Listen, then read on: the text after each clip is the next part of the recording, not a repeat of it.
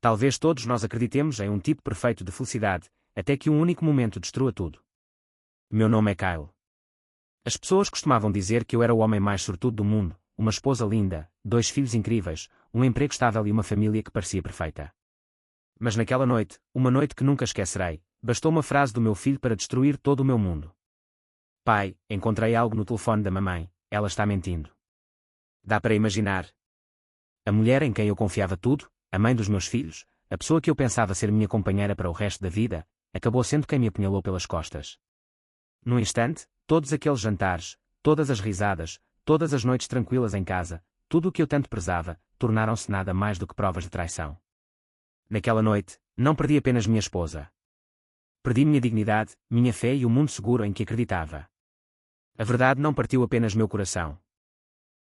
Expôs uma teia de mentiras, enganos e cálculos frios. Porquê? Porque o amor por si só, nem sempre é suficiente. Esta não é apenas uma história sobre infidelidade. É a história de um homem levado ao limite, lutando entre o perdão e a fúria, entre desmoronar e encontrar forças para reconstruir, para proteger seus filhos, retomar sua vida e redefinir o verdadeiro significado da confiança. Se você já duvidou da vida perfeita, ou sentiu a dor da traição, esta história é para você. Às vezes, perder tudo é a única maneira de encontrar o que realmente importa. Antes de começarmos, deixe um comentário dizendo de qual cidade você está assistindo. Agora, relaxe e vivencie essa história conosco. Sabe, olhando para trás, percebo que a maioria das histórias de traição começa muito antes da primeira mentira. A nossa começou com a ilusão de que o amor poderia conquistar tudo. Que uma casa cheia de risos e uma geladeira coberta de desenhos a giz de cera, de alguma forma, nos tornava imunes à tragédia. Por quase 20 anos, eu realmente acreditei que era o homem mais feliz do mundo. Ainda me lembro daquelas noites, banhadas pelo brilho dourado das luzes da nossa cozinha. Bethany, minha esposa, cantarolava baixinho enquanto cozinhava, suas mãos se movendo numa dança tão familiar que parecia eterna. O ar sempre cheirava a velas de baunilha e pão fresquinho. Nossos filhos, Michael e Emma, corriam atrás do outro ao redor da mesa de madeira desgastada, suas risadas ecoando pelas paredes que eu antes considerava indestrutíveis. Para todos ao nosso redor, éramos a família perfeita. Nas festas, meus melhores amigos, como Mark, me davam tapinhas nas costas, brincando sobre como eu tinha ganhado na loteria. Os vizinhos acenavam para nós com uma ponta de inveja. Até a irmã de Bethany, Jenna, às vezes sussurrava que gostaria de ter um marido tão dedicado quanto eu. Vistas de fora, nossas vidas pareciam um cartão postal, vívidas, harmoniosas e completamente completas. Mas a perfeição engana. Ela te cega para as rachaduras. Por trás de cada foto de família, havia coisas não ditas, minhas intermináveis horas de trabalho justificadas como sustentar a família, os suspiros sutis de Bethany quando eu perdia mais uma peça da escola para depurar mais uma linha de código. Havia também a vovó Eleanor, a mãe de Bethany, ela sempre parecia pressentir as coisas sob a superfície, me alertando baixinho, não subestima a felicidade, Kyle. Ela é mais frágil do que você pensa. Mesmo assim, ignorei os avisos. Agarrei-me aos rituais, noites de cinema às sextas-feiras, cafés da manhã na cama para comemorar aniversários, aqueles fins de semana raros, porém mágicos, em que nós 4 acampávamos sob as estrelas, contando histórias de fantasmas até a fogueira se apagar. Agarrei-me a esses momentos como prova de que nosso casamento era inquebrável. Com a certeza de que qualquer frieza ou silêncio se dissiparia no dia seguinte. Mas aqui está a verdade, lá no fundo, mesmo nos momentos mais felizes, eu às vezes sentia um arrepio, não por fora, mas nas pausas entre as risadas, nos olhares fugazes que Bethany me lançava quando pensava que eu não estava olhando. Às vezes, eu via seu reflexo na janela e me perguntava o que ela estaria realmente pensando enquanto preparava o lanche das crianças ou me dava um beijo de boa noite. É fácil confundir rotina com devoção. Agora eu vejo isso. Bethany era tudo o que eu achava que uma parceira deveria ser, atenciosa, gentil, sempre presente, ou assim eu pensava. Nossos amigos nos invejavam porque desempenhávamos bem nossos papéis, marido, mulher, pais perfeitos. Mas mesmo a mais bela sinfonia pode ter dissonância em suas notas, se você ouvir com atenção. E então havia os personagens menos óbvios em nosso drama, Jenna, cada vez mais ciumenta. Mark, que mais tarde confessaria ter notado o distanciamento de Bethany muito antes de mim. Até a melhor amiga de Emma, Taylor, começou a nos visitar cada vez menos, dizendo à própria mãe que as coisas estavam estranhas em nossa casa. Por muito tempo, atribuí tudo isso às pequenas complicações da vida. Nunca imaginei que essas ondulações silenciosas logo se transformariam em uma onda gigantesca que afogaria tudo em que eu confiava. Durante anos, estive tão ocupada preservando a imagem da felicidade que nunca questionei o que se escondia sob a superfície. Dediquei tudo a um sonho, ignorando os sinais de alerta, confundindo conforto com conexão e rotina com amor. O amor deveria nos fazer sentir seguros, desejados, completos. Agora percebo que, às vezes, ele apenas obscurece a verdade. Mas toda ilusão precisa ser destruída. Toda imagem perfeita, em algum momento, se rompe. E às vezes tudo desmorona com uma única frase, dita com medo pela própria criança que você pensava estar protegendo. À medida que a névoa dourada da perfeição se desvanecia, a verdadeira história começou. Agora, deixe-me levá-lo de volta aos primeiros lampejos de dúvida, os pequenos tremores que quebraram os alicerces do meu suposto casamento perfeito. Porque toda tempestade tem seus sinais de alerta, e a minha chegou silenciosamente, no início. Dizem que a traição não grita, ela sussurra, baixinho, das sombras. Durante meses, tentei-me convencer de que as mudanças que notei não eram nada. Mas a verdade é que toda tempestade começa com uma mudança no ar. No início, era apenas a nova obsessão de Bethany com a saúde. Lembro-me dela amarrando tênis de academia que nunca tinha usado antes e, de repente, marcando sessões com um personal trainer chamado Richard. Autocuidado, ela chamava, dispensando minha surpresa com uma risada rápida, mais nervosa do que divertida. Nossa vizinha, linda, até brincou um dia, a Bethany está ficando mais jovem enquanto o resto da gente envelhece. Eu também ri, sem imaginar que essas palavras me assombrariam. Mas pequenas coisas começaram a se acumular. Bethany, antes descuidada com o celular, começou a segurá-lo com força, até mesmo no chuveiro. Tarde da noite, enquanto eu estava deitada na cama, exausta do trabalho, ela ficava lá embaixo, com a tela brilhando no escuro. Mudou a senha, dizendo que era só por uma questão de trabalho. Começou a comprar roupas novas, mais elegantes, mais modernas, nada parecidas com os suéteres confortáveis e as calças jeans desbotadas de sempre. Tentei ignorar. Afinal, casamento não é só paixão, é construir confiança, aceitar um certo distanciamento, certo? Foi o que Mark me disse enquanto tomávamos cerveja, percebendo minha frustração. As mulheres passam por fases, disse ele. Eu queria desesperadamente acreditar nele. Mas os pequenos sinais ficaram mais fortes. Havia silêncios secretos entre nós que substituíam as risadas antigas e fáceis. Ela também se distanciara das crianças, sentia falta da exposição de arte da Emma, distraída enquanto Michael falava sobre a faculdade. Jenna, sua irmã, começou a me visitar com mais frequência, trocando olhares preocupados comigo por causa do comportamento distraído e nervoso da Bethany. Algo dentro de mim se agitava, medo, desconfiança, culpa por sequer duvidar da mulher que eu adorava. A tensão era sufocante. Comecei a ficar até tarde no escritório, trabalhando até depois da meia-noite, porque a casa não parecia mais um lar, mas um lugar cheio de perguntas sem resposta. Uma noite se destaca como uma cicatriz. Observei-a servir uma taça de vinho depois do jantar. Fiz uma piada boba, na esperança de quebrar o gelo, mas ela forçou um sorriso e saiu da sala, resmungando que tinha ligações para fazer. Fiquei ali na cozinha, paralisado, me perguntando se deveria segui-la, se já a tinha perdido. Minha mente virou um campo de batalha. Será que eu estava exagerando? Seria apenas o fluxo e refluxo que todo casal enfrenta depois de anos juntos? Ou seria outra coisa, algo mais sombrio, crescendo no silêncio entre nós? Não era só a Bethany. As crianças também sentiam. Emma começou a evitar o jantar, passando horas na casa da Taylor. Michael batia às portas com mais força, sua raiva latente. Até o nosso cachorro parecia nervoso, andando de um lado para o outro pela casa à espera de um calor que nunca chegava. O caos feliz que antes definia nossa casa foi substituído por uma quietude frágil, assustadora pela facilidade com que poderia se despedaçar com a pergunta errada. E, no entanto, apesar de todo o medo e confusão, eu não conseguia me forçar a perguntar aquilo que me atormentava por dentro. Eu não queria a resposta. Eu não estava preparada para ver as rachaduras na minha bela mentira. Mas os segredos sempre têm um jeito de exigir que sejam descobertos. A dúvida crescia, imparável, uma onda prestes a quebrar. E quando isso acontecesse, não mudaria apenas o meu casamento. Destruiria o meu mundo inteiro. Em seguida, deixe-me levá-lo ao momento em que tudo se desfez, a confusão noturna se transformou em confronto, e a dor da verdade finalmente exigiu ser vista. A verdade nunca chega silenciosamente, ela irrompe, explodindo anos de certeza num piscar de olhos. No meu caso, veio da pessoa que eu menos esperava, meu próprio filho. Não foi apenas o meu coração que se despedaçou naquela noite, mas a inocência de ambas as crianças, arrastadas como vítimas de uma guerra que nunca escolheram. Era tarde, uma daquelas noites em que tudo parece fora do lugar. Eu estava imersa em e-mails na mesa da cozinha, tentando, sem sucesso, me concentrar, quando Michael apareceu. Sem bravatas, apenas um garoto de 16 anos trêmulo, com olhos que eu mal reconheci. Ele agarrava o celular, os nós dos dedos brancos, como se estivesse agarrando o último pedaço de um mundo que fazia sentido. Pai, preciso falar com você. A sós. Essas palavras vão me assombrar para sempre. Ele deslizou o celular pela mesa, com as mãos trêmulas. A tela estava cheia de mensagens, palavras que não deveriam pertencer à sua mãe. Fiquei sem fôlego. Lá estava Bethany, tecendo sonhos e confissões para outro homem.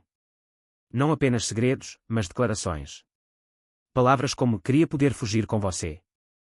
Cada mensagem era uma adaga, não só para mim, mas para o meu filho. Olhei para cima e o rosto de Michael era um campo de batalha de raiva, tristeza e traição. Meu primeiro instinto foi negar.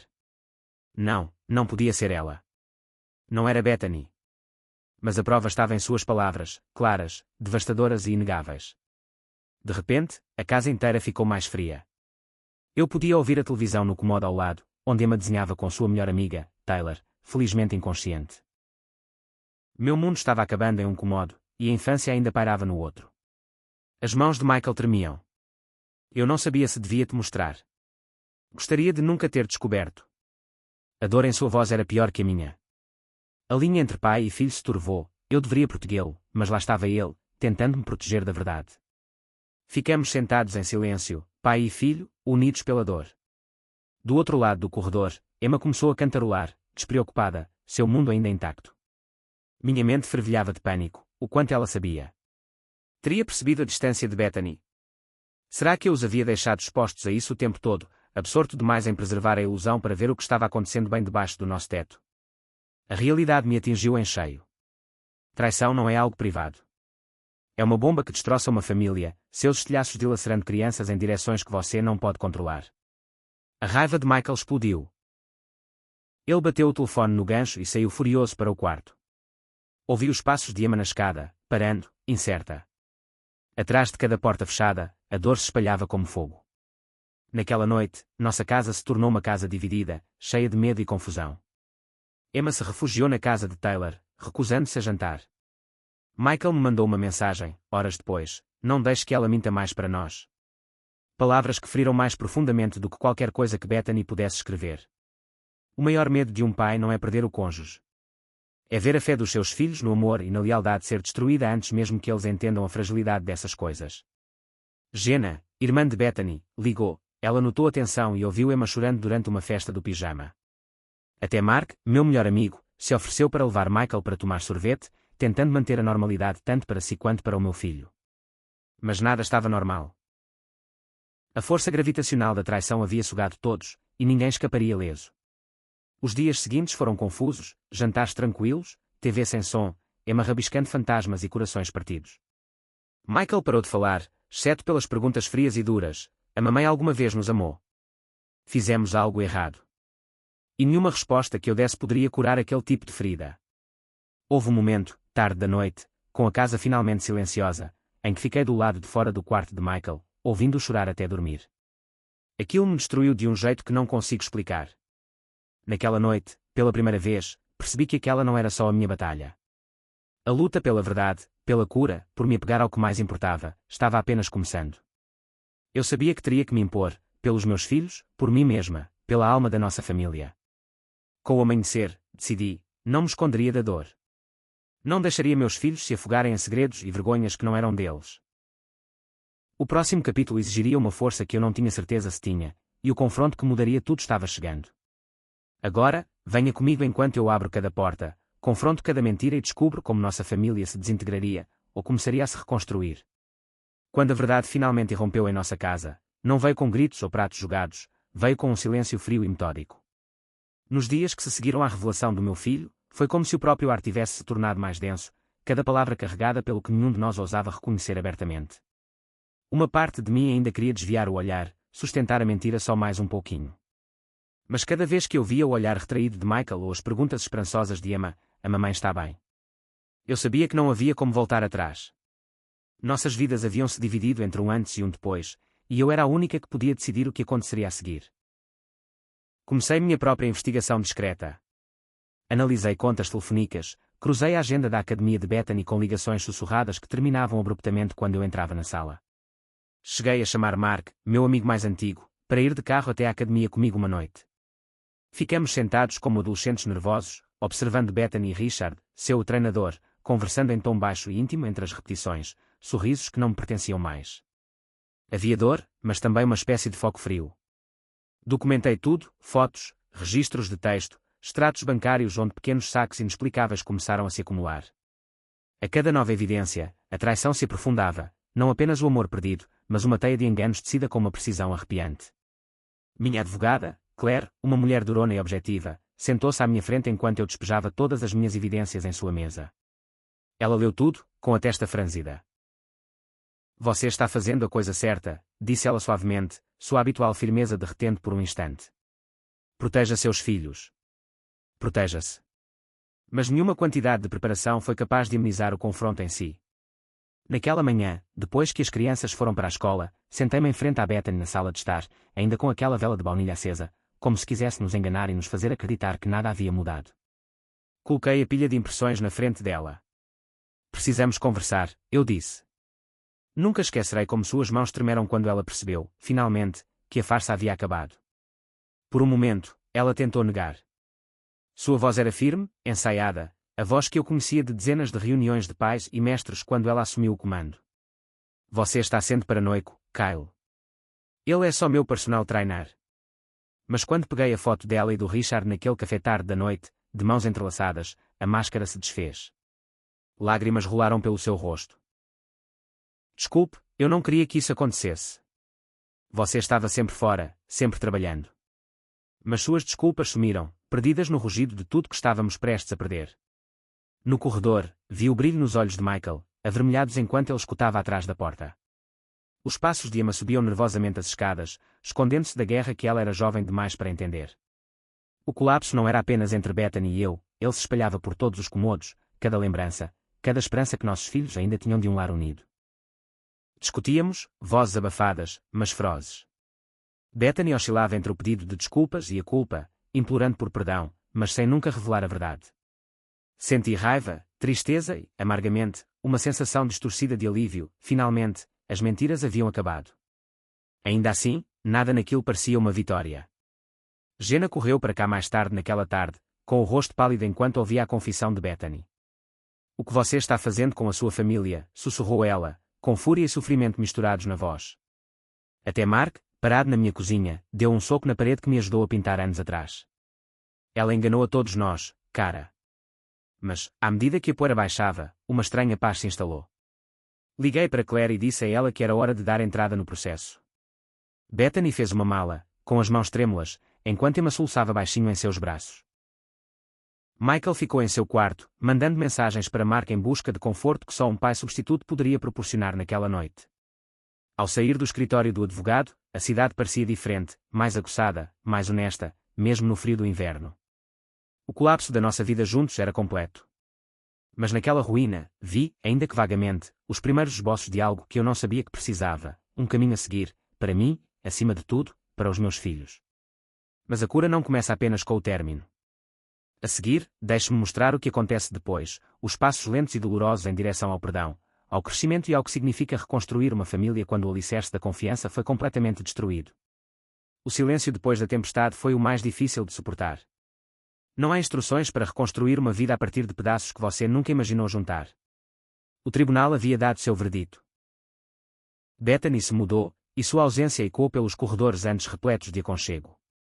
Minha caixa de entrada ainda fervilhava de trabalho, o mundo lá fora continuava girando, mas dentro de casa, o tempo parecia se fragmentar.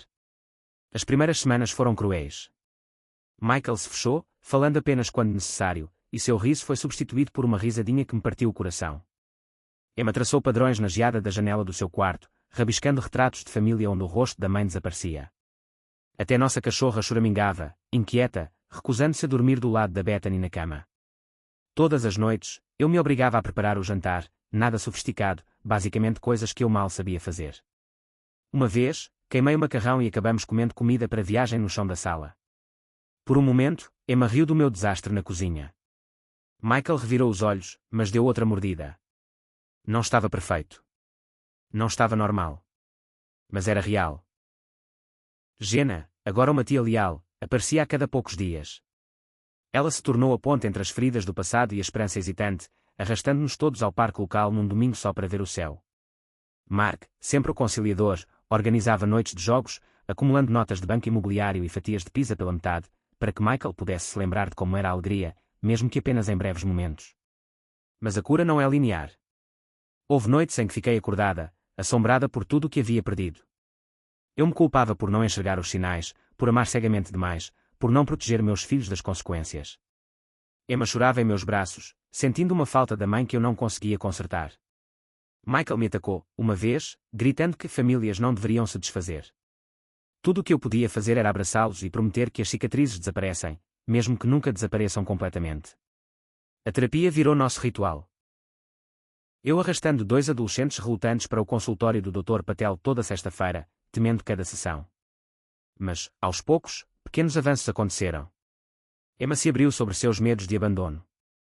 Michael falou de verdade, sobre sua raiva e, por baixo dela, o medo de que todos os relacionamentos terminassem da mesma maneira. O Dr. Patel nos ensinou a ouvir sem resolver, a conviver com o desconforto em vez de fugir. Em algum momento daqueles meses difíceis, aprendi a perdoar, não apenas Bethany, mas a mim mesma. Deixar de lado a amargura não apagou a traição. Mas me impediu de me afogar nela. As estações mudaram, e nós também. Na primavera, a casa parecia mais leve. Michael foi aceito na faculdade de sua primeira escolha. Emma me convenceu a adotar um gatinho resgatado, algo que ela jurou que curaria a energia da nossa casa. Até mesmo pequenos marcos. Uma noite em que fizemos panquecas sem queimá-las, um café da manhã surpresa de aniversário que as crianças prepararam para mim, eram monumentais. Bethany permaneceu ausente, às vezes, um fantasma nos recitais de Emma, uma voz do outro lado da linha nos telefonemas rápidos e forçados de Michael. Não a odiávamos, mas nenhum de nós conseguia fingir que as coisas voltariam a ser as mesmas. Jenna se tornou mais do que família, ela era a prova de que o amor pode sobreviver à decepção, de que os laços às vezes se fortalecem no escombro. Numa noite quente, meses depois de a poeira finalmente baixar, sentei-me na varanda dos fundos com meus filhos.